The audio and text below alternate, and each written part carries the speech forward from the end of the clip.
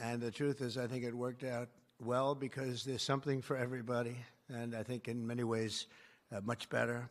We're delighted to be joined by Secretaries Marco Rubio, Scott Bessent, Pete Hegseth, Doug Burgum, Doug Collins, Sean Duffy, Howard Lutnick, Linda McMahon, Brooke Rollins, Scott Turner, Chris Wright. Wow, that's a hell of a group. I think that's the biggest group of cabinet members.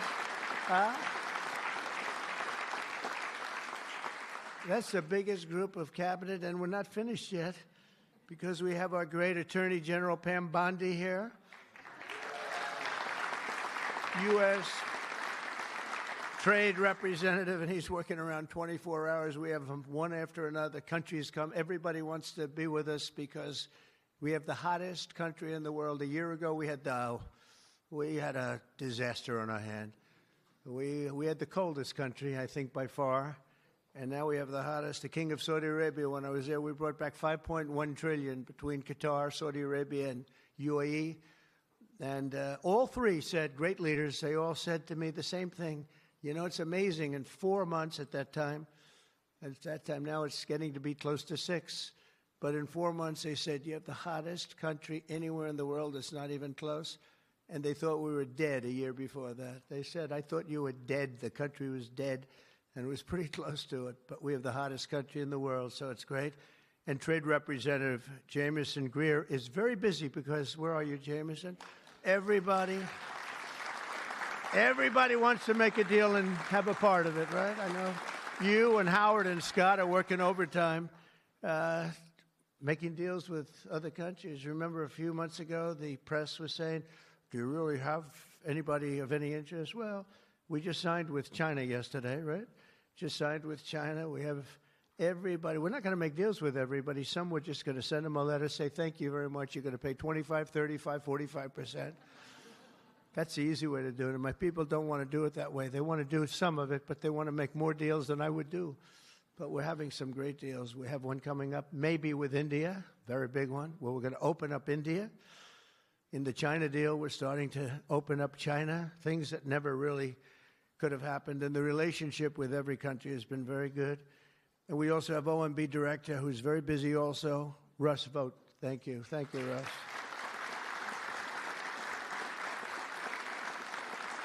And also, I want to give a very special thank you. This is a hell of a group we have here. This is amazing, the quality of people. But actually, I like these people and most of those people much better than the people I just named, okay?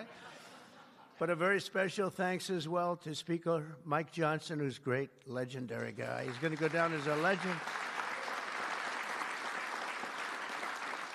A great friend of mine, a fantastic Senator, Roger Marshall, wherever you may be. Roger, thank you very much. Thank you. Bernie Moreno, great win Bernie had in Ohio. Bernie, great win. That was a tough race. They said that was not winnable, and he won by about 5 points, so that was pretty good. So much for not winnable. Mike Lee is here. Mike, hi, Mike. Thank you, Mike. Tim Sheehy, another tremendous win. Way to go, Tim. Young, handsome. That was another race that wasn't supposed to be able to be won. They said, well, we have a very young, handsome guy. I said, does that matter? Looks don't matter, do they, Mike? Looks. Anyway, great job. You can't help it. You can't help it. Great. That was a great race, along with Representatives Paul Gosar, Greg Murphy, Tom Kaine, Jen Kiggins, Rob Bresnahan, who's where is Rob? Stand up, Rob. Let me see you. Good. He's done a fantastic job. And Ryan McKenzie. Thank you, Ryan. Thank you all. That's great. It's a big group of people. We're here this afternoon to share the stories of an incredible group of patriots from across the nation whose future we are defending with the One Big Beautiful Bill. This is the ultimate codification of our agenda to, very simply, a phrase that's been used pretty well by me over the last 10 years, but maybe even before that, make America great again. Very simple, make America great again. When Joe Biden used to get up and say, we will stop this horrible MAGA. We're going to stop MAGA. We're going to fight it. I said, Joe, loosen up. It's called Make America Great Again. It's okay. Remember that he got up so angry. He was so angry. He said, make America great again. But we'll deliver a record tax cut, a record spending cut, a record investment in border security. We've done so well on the border. You know, last month, we had 0 people that crossed the border. 0.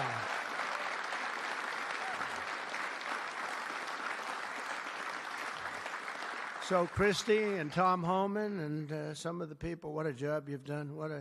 But, you know, people forget about that. They don't care. The border's been fixed. I wanted to talk about the border 2 days ago at a big group. Sir, they don't want to hear about the border. Why? It's fixed. You know, it's the second time it happened to me. In 2016, I won on the border. I fixed it in about 3 months. It was beautiful. And they wouldn't let me talk about the border. Sir, nobody wants to hear about the border. But we're going to talk about it anyway. Right, Tom Homan? We're talking about it anyway.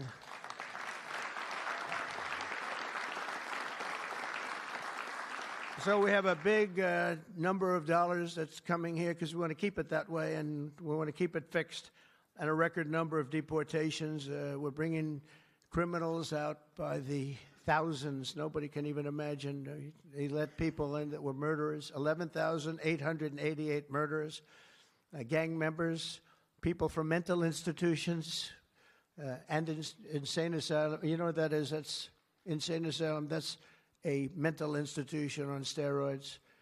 During the campaign, I talk about the late, great Hannibal Lecter. Do you know who that is, Hannibal Lecter?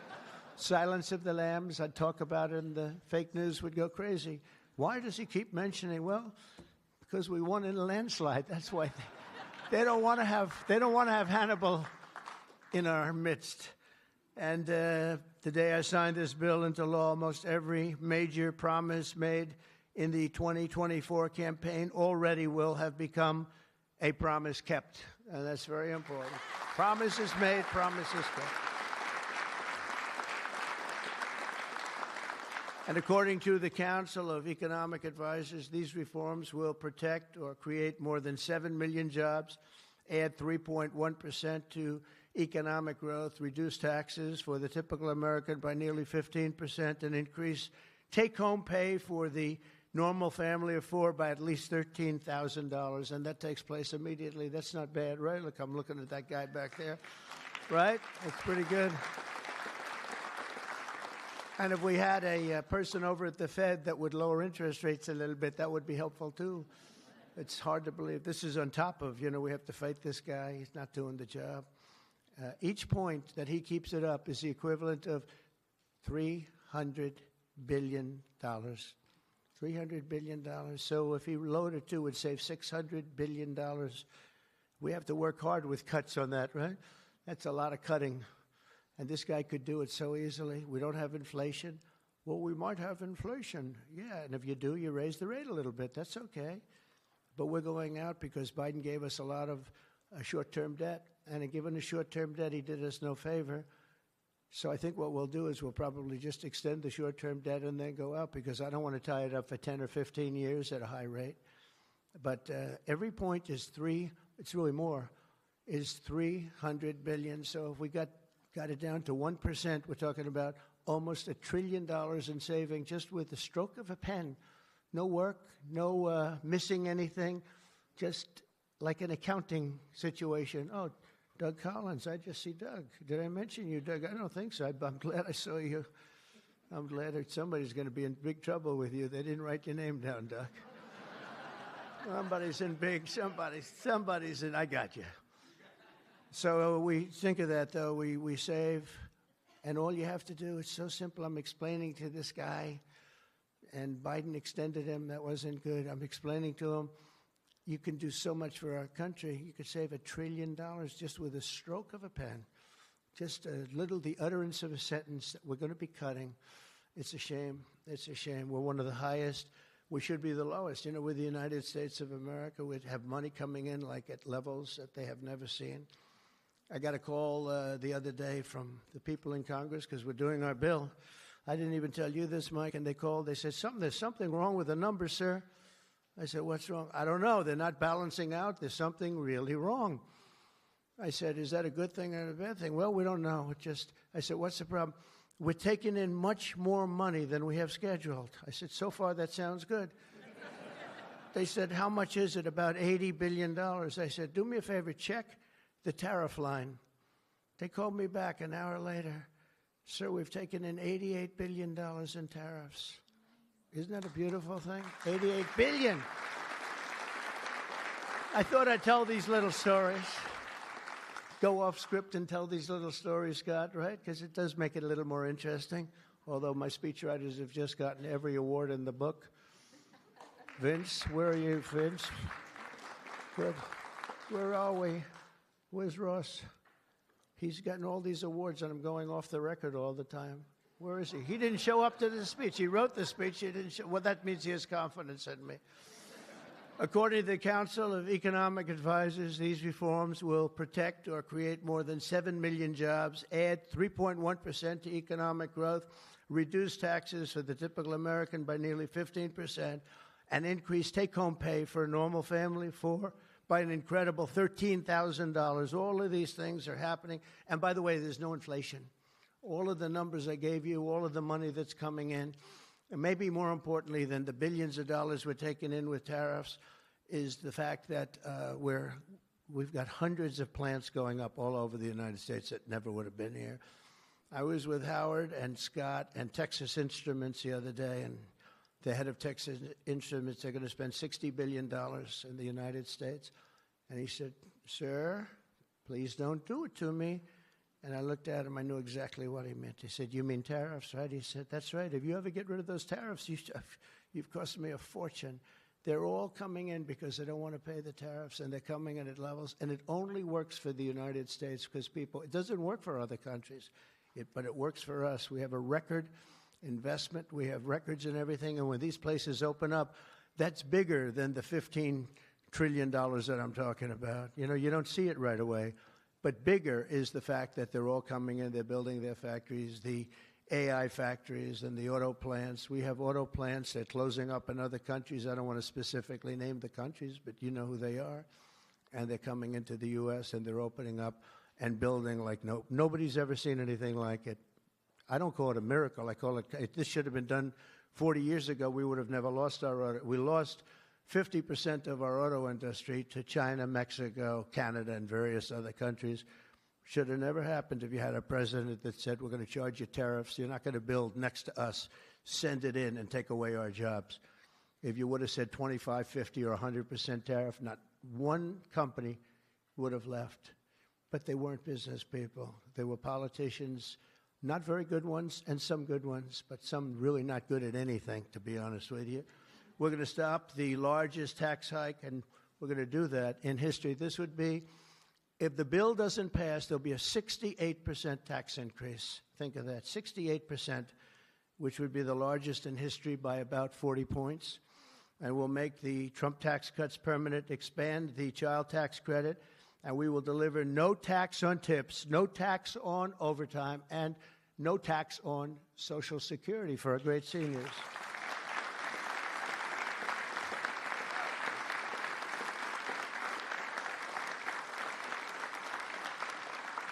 Among the countless citizens who will benefit from these tax cuts is Malachi Krzyzewski, a devoted mom and DoorDash driver from Ripon, Wisconsin, who uses her tip income to support her son. Think of that, no tax on tips. And it was a very big problem. I was at a dinner in my beautiful building in Las Vegas, and unrelated to this, and I said, what's going on? I will never say good-looking waitress because looks don't matter anymore, you know, in our modern society. She happened to be beautiful, but I won't say that. I won't mention that. But nevertheless, a waitress came over, and I said, how are you doing? She said, not good, sir. Why? The government is killing me on tips. And she looked at me, she said, sir, there should be no tax on tips. I said, say it again. There should be no tax on tips. I said, that's the coolest thing I've ever heard. I walked outside. The press was there, as always, waiting for something bad to happen, hundreds of them. I said, ladies and gentlemen, please announce tonight there will be no tax on tips. And a legend was made. We won Nevada by so much. Republicans don't win Nevada. We won Nevada. So I want to thank that young, beautiful waitress. Thank you very much.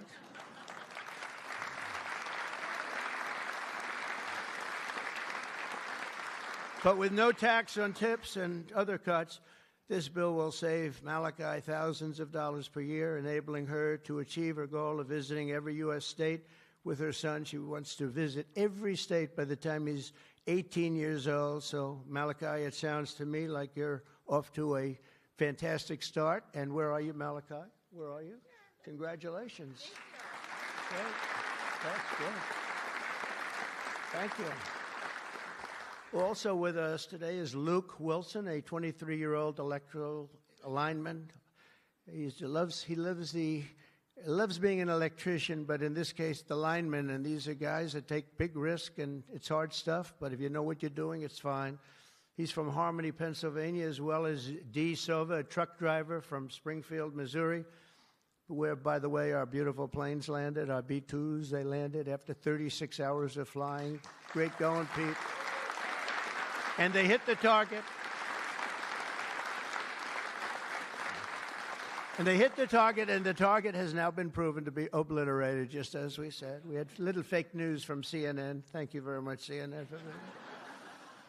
With 3 million miles of driving under her belt, who mentors other women in her industry. And I just want to say, Luke and Dee spend countless hours working overtime to help make this country run. And this bill, the typical overtime worker like them will take home nearly $1,500 extra every single year. So you're talking about at least $1,500, and there will be no harassment because you were being harassed by the Democrats. So Luke and Dee, congratulations to you both. Thank you very much. Congratulations, wherever you may be. Thank you. Thank you very much. Also with us is James Benson, a third-generation auto worker from Belleville, Michigan, who has spent 26 years at Ford Motor Company, which is doing very well. They have a lot of plants in this country. If you have plants in this country, you're going to make a lot of money. And is a member of a tremendous group of people, auto workers. And I'll tell you, we love these people. Auto workers for Trump, and I came through for them, but they were with me long before I really thought. A lot of people said, is he going to run again? Will he run? They've always been with me, the auto workers. James was a lifelong Democrat until 2017 when he saw the benefits of our tax law, and he also liked Trump. Now, sometimes they can like the law, but if they don't like the candidate, it's not going to matter, right? Is that right, Marco? Marco knows, because he has been one hell of a great Secretary of State, right? Stand up, Marco. Everybody respects Marco, right? True. Everybody respects him. Now we're delivering an even bigger win for the auto workers by making interest on car payments fully tax deductible. You know, that's something only rich people seem to have gotten. I said, you know, and that was my idea. It's pretty simple. But I said, you know, the rich people, they always looking for deductions. We want deductions. Linda, did I say, will you please stand up? Linda McMahon. So great. How much is Harvard going to be charged? How much are you asking for Harvard? Because they really have violated a lot of different caveats, haven't they? Huh? A lot, like a lot. They've been given $5 billion over the years. Can you imagine? And that's over a short number of years. That's just the beginning. They have $52 billion sitting in the bank, and they haven't been nice to our country. So I want to thank Linda McMahon, who's been really fantastic. But I said, on interest, I said, why couldn't we, if a car is made in the United States only, because otherwise we don't care if it's made someplace else, give the people that buy the car a deduction on the interest that they're paying to buy the car.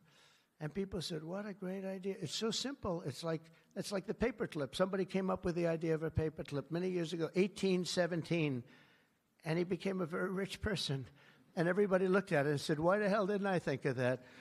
But it's like the paperclip, but only if the car is made in America. Remember that, James. We're going to keep those Michigan auto factories roaring. And as you know, we won Michigan by a lot, Susie, right? We won Michigan by a big margin, and something that typically is not easy, but I think we've won it. I actually think we've won it 3 times in a row. So it's been a great state, but a big factor with the auto workers. They went with us very big, and I love them. The One Big Beautiful Bill will also be an incredible victory for American farmers, another group that we did great with, especially family farmers like James Cullifer of Virginia Beach. Our bill will provide 100% expensing so they can buy a new farm equipment. And by the way, the expensing is good for everybody, not just farmers. And it'll virtually eliminate the so-called estate tax or the death tax. So you have a farm, you leave it to your children. If you like the children, you leave it. If you don't worry about the details. No, some people don't want to leave them. They don't like their kids, you know? Anybody in here not liking their children, farmers?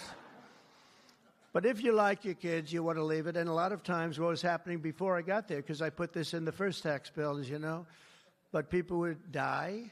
They'd leave their farm. There was no cash, but there was value to the farm, sometimes good value. It's called real estate rich and cash poor. And the kids had no money, and they'd be foreclosed out by a bank. They'd borrow money to pay the estate tax. You don't have to pay estate tax anymore. That's pretty big stuff. So for the farmers and for others in small business, it's great. But James's family has been working the land for generations, and with this bill, we will ensure that family farms like his can stay in the family for many generations to come. Where's James? James, around? Where's James?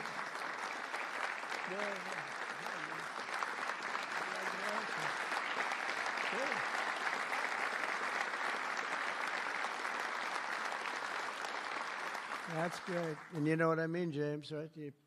People pass away, they love their kids or whoever they're leaving, but they love their kids especially.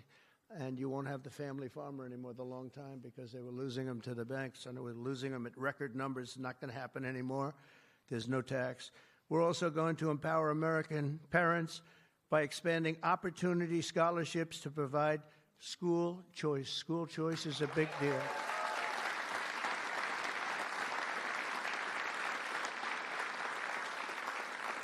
And we just got school working with the governor of Texas, as you know, Greg Abbott. We just had it passed in Texas, and I know about that. Somebody said, yeah, that was a big deal. They've been trying to get it for 9 years, and they asked me if I'd call the legislature, Republicans in the legislature, and I did. And I gave them a pep talk, and everybody voted for it. First time, they were shocked, but they never asked me to call them before. This was the first time, and they got it passed, right, Susie? It was amazing. And it was something that Dan and Greg and everybody, they really wanted it. And Ted Cruz wanted it badly. They all wanted it, so we got it in Texas. But you're going to have it. More and more people are talking about school choice. Good thing. This will be the godsend for mothers like Angelina Banks from Philadelphia. Where's Angelina? Where is Angelina?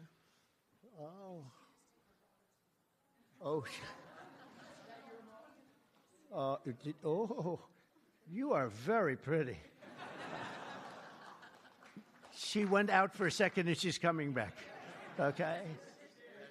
Where's Ange? Come on over here, Angelina. Oh, that's terrible. Oh, wow. How are you?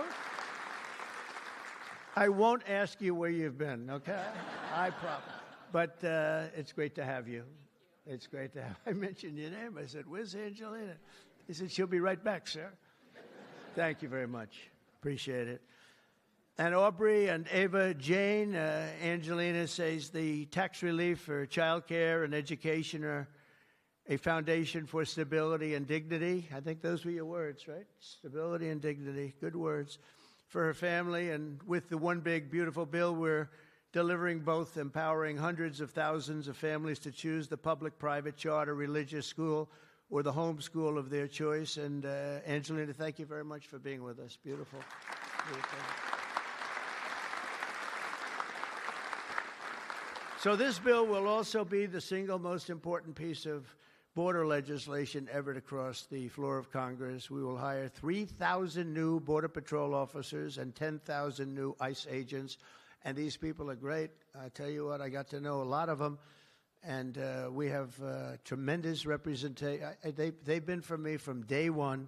In fact, I shouldn't say this, but they endorsed me when I first ran, almost at the beginning.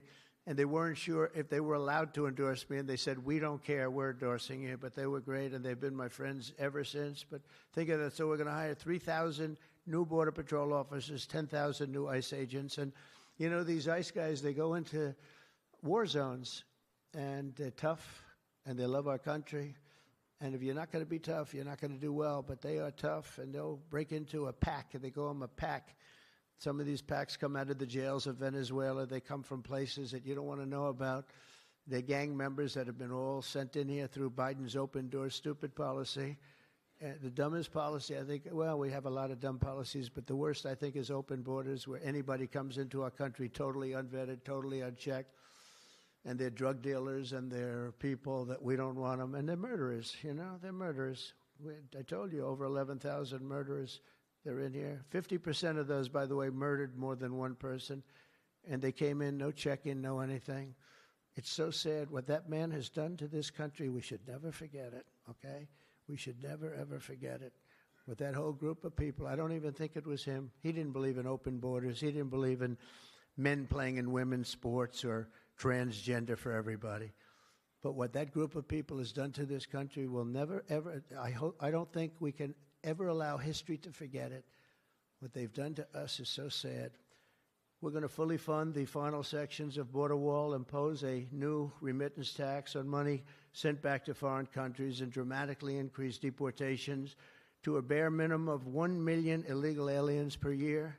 And what we're doing is we're really going after the criminal aliens, of which we have plenty to work with. People say, well, that's a lot, isn't it? Well, remember, these countries are very smart. They're headed up by people I know. In almost all cases, they're very smart people, and they have the people of great common sense. They're not sending their good people out. They're sending the bad people out, and they put them into caravans. I think I came up with that name, but somebody did. It's a great name, a caravan. Thousands and sometimes as many as 30,000 people walking right into our country. Again, last month we had none. Think of that. People say it's almost impossible. But they come in, and at a minimum, they're not people that work very hard. They're people that are on welfare. They don't want them. They don't want them. They give them to us. It's incredible what's happened, and it's so sad to see. It's so sad. It could make you just sick to your stomach when you think about it. I was going to say it could make you cry, but I like to pretend I never cry. I don't want to be a crier, but it makes you sick to think of what they did. What they did to us is just sick. And guys, if we didn't have a Tom Homan, and if we didn't have some of the guys that we have working so hard and dangerously, the country wouldn't stand a chance. But we're getting them out, not as fast as they came in, because they came in and you'd see hundreds of thousands pour into our country in a day. But we're getting them out. And here today is Angel Dad Joe Abraham, the Angel Moms and Angel Dads. These are incredible people. They lost their precious 20-year-old daughter, Katie, in a hit and run after she was struck by an illegal alien from Guatemala. Katie was stopped at a traffic light, rear-ended, full force, going 60, 70 miles an hour right into the back of her car while she stopped. And she died immediately. And her killer, I think you could really say the killer, fled the scene. And Joe, we will end this invasion once and for all, and we're always going to remember the memory of Katie, that beautiful, beautiful 20-year-old daughter of yours. Where's Joe? Is he around here? Joe? Come here, Joe. Come here.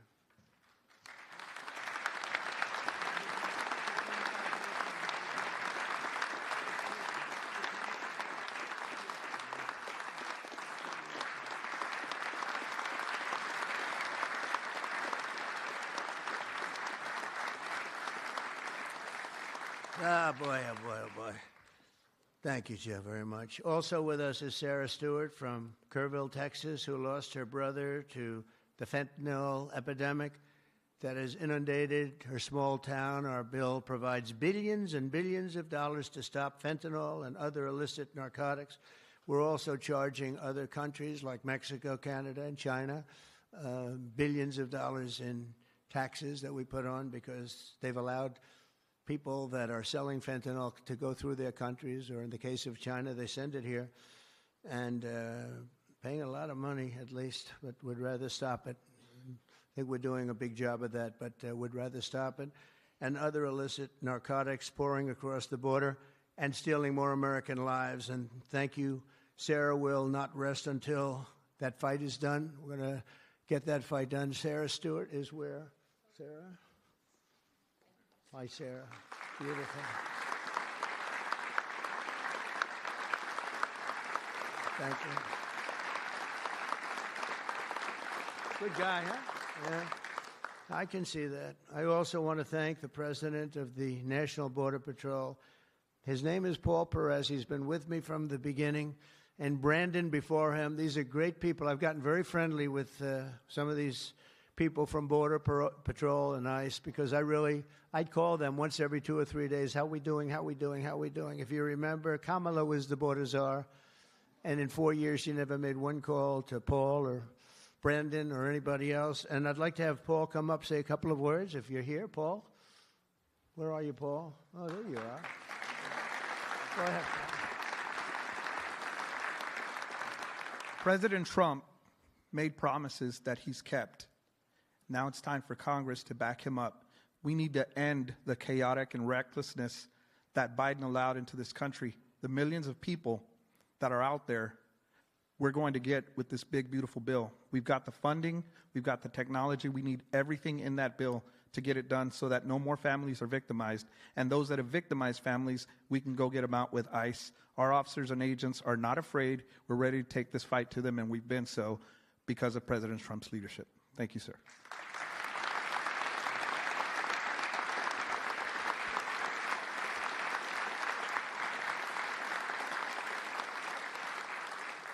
He's been a great friend of the country. He really has, and he's worked with Tom Homan and Christie and all the people that work so hard. They have been incredible. And, I wasn't going to do this, but I see Tom Homan is sitting there, and, I have to call him up. Look at that. I don't call up the Speaker of the House. I don't call up Marco or Peter or anyone.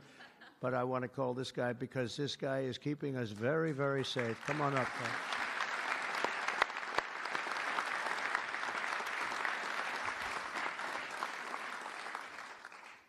Well, look, I think this issue of the big, beautiful bill should be nonpartisan. I don't know what the hell's the matter with everybody up in Congress?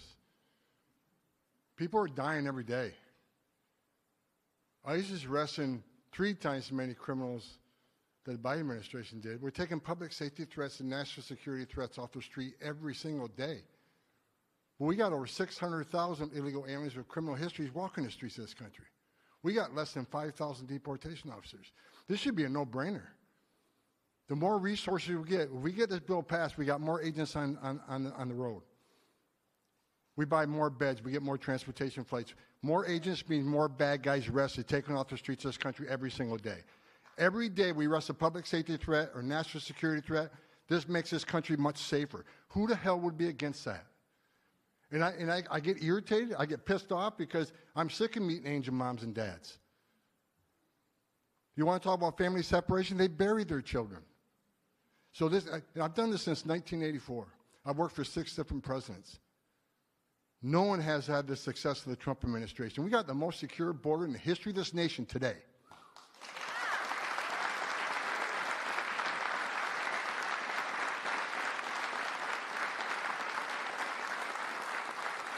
But we need more border wall. Border walls save lives. Women and children can't get over that wall, which means they go to a place where there's not a wall. And what's waiting on them? The men and women of the Border Patrol who take care of the humanitarian needs and save their lives. We already got fentanyl seizures down half. Fentanyl seizures should be 100%. We should have 0 fentanyl coming to this country. We need money to help secure that border at a higher level. Stop the fentanyl from coming in. Stop the sex trafficking of women and children. Stop the known inspected terrorists coming across that border. Right now, I was looking at the stats today. ICE is arresting a record number of known suspected terrorists in this country along with the FBI. With more money, we can arrest more of these people, make this country safer. This is a nonpartisan issue. Let's make this country safe again. So to the Democrats and the Republicans and the Independents, I don't care who you're from, pass the bill so we make this country safe, so we can stop the violence against ICE officers. Let's make this country safe again, and without that bill, it's going to be a hard road. We got a lot of people to look for, a lot of people to arrest, a lot of national security threats we know are in this country. We need to find them. We need more money to do that. We need more agents to do that. For God's sake, let's pass this bill and get this done.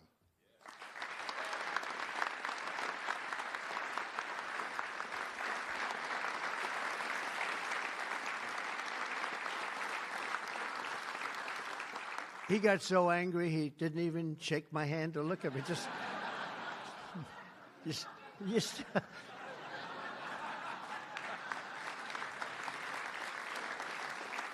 But he's right. He's right. And we have no money for the border if we don't pass this bill. We have virtually nothing. And so we're going to get it done for you, Tom, and for all of the people that have worked with you. It's been amazing, the job you've done. And just in finishing, look, this is the largest tax cut in the history of our country. They want to give you, the Democrats want to give you the biggest tax increase in the history of our country. They have things, whether it's border or economic development or no tax on tips and Social Security and no tax on overtime and all these different things.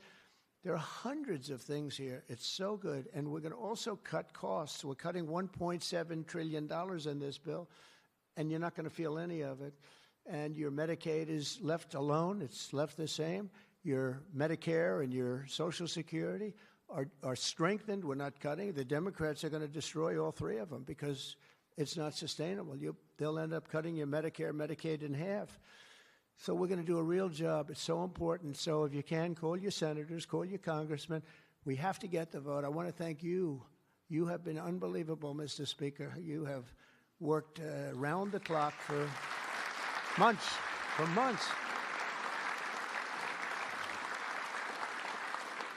And, you know, I shouldn't say this, but we don't want to have grandstanders where one or two people raise their vote. We don't know.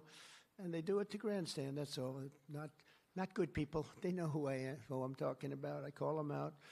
But we don't need grandstanders. We have to get our country back and bring it back strong. And our country is going to be stronger, bigger, better than ever before. We're going to make it better than ever before. And that's despite the bad hand that we were dealt 6 months ago. We were dealt a really bad hand. We were dealt a sick hand.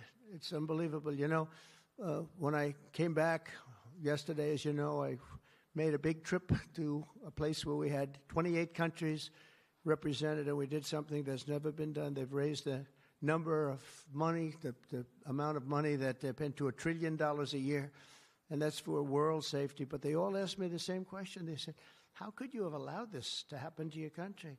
I said, I didn't do it. But they said, how could you allow people to pour in? They don't understand it. They all have borders. They have fences, they have walls, or they have just strong people standing there. You can't do it. And they said to me, you know, it's amazing that they allowed these things to happen. And it's amazing, too. I agree. You know, as a business guy, I always like to understand where the other side's coming from. What do they want? What do they get? And, you know, you can make good deals based on understanding the other side. I never understood the other side in this case. Why would they allow people to pour into our country unchecked? You know, I can see people wanting people to come in, and you let them come in. You have a vetting process. You let good people. We're letting a lot of good people in, but they're coming in legally. But why would you allow people to come in that you can look at them and say, big trouble, big trouble? Why would you do it? It's nobody understands. And a lot of people say voting, but, you know, we've got to strengthen up our elections because the voting is crooked as hell. Got to strengthen it up. But it's not that. It's either they're stupid and they're not stupid, or they hate our country. But we love our country, and we're going to stop this madness, and we're going to get this bill approved. And all of the things that I've been talking about now for 2 years on the campaign trail, and we won, remember, we won every single swing state. We won by millions of votes. We won everything. We won every, it was a landslide. We won something that nobody talks about, districts. You have thousands of districts. We won 2,750 to 505. Think of that. That's why when you see a map, the whole map is red. That stands for Republican, by the way, because it stands for a lot of other things too, but it stands for Republican with a little piece of blue on each side. But that's why, think of that, 2,750 districts to 505 districts. That's what, this was a slaughter, but it gave us a mandate to do some great things. And I want to thank John Thune, and I want to thank the Speaker, and I want to thank Marco and everybody here, they have been so incredible. Pam, you've been unbelievable as the Attorney General. We appreciate it. Not easy, not easy. And we're coming back faster than anybody ever thought possible. I told you what they said to me on just trips by very smart people. But we're going to make this, we're going to do this very quickly. It's happening a lot faster than even I thought possible. And we're going to be celebrating very quickly, and we're going to be celebrating for a long time because we're turning our country around. We're getting our country back. And we're ruling with common sense, you know, whether you're conservative or liberal or, as they like to say, progressive. They don't like the word liberal anymore. Progressive, I think it's a beautiful word, too. That's why I call them liberal. It's too nice a word. I don't know how you can be progressive when you're turning the country backwards. But no matter what you are, it's all about common sense, and I think that's the way I've ruled. I do what's right. I want to have borders. I don't want to have transgender for anybody that happens to leave the house at a young age, the things they do. I don't want to have men playing in women's sports. That's got to be, you know, they say it's an 80-20. I think it's a 97-3 issue. It's so ridiculous. It's so ridiculous.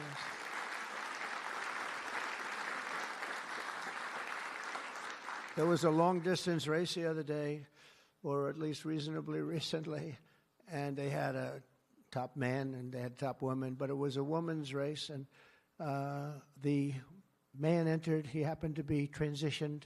Isn't that lovely? And he entered the race, and he beat the champion woman by 5 hours and 14 seconds. 5 hours, that's a lot.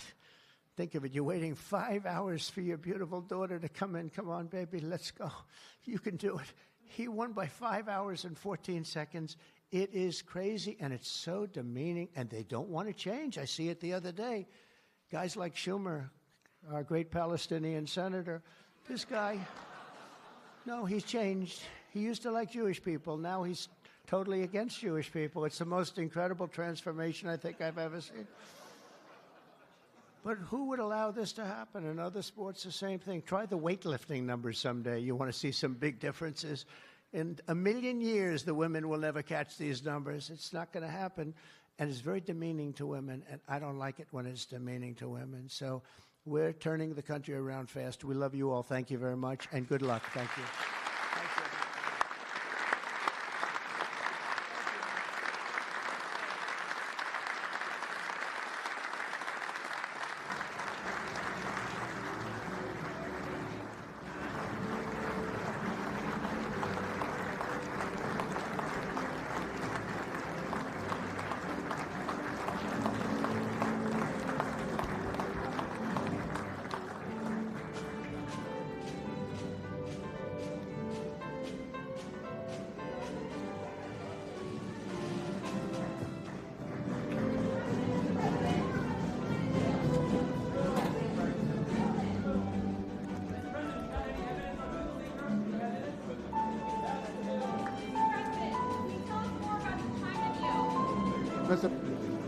Mr. President, can Congress finish this by July 4th? We hope so. Mr. President,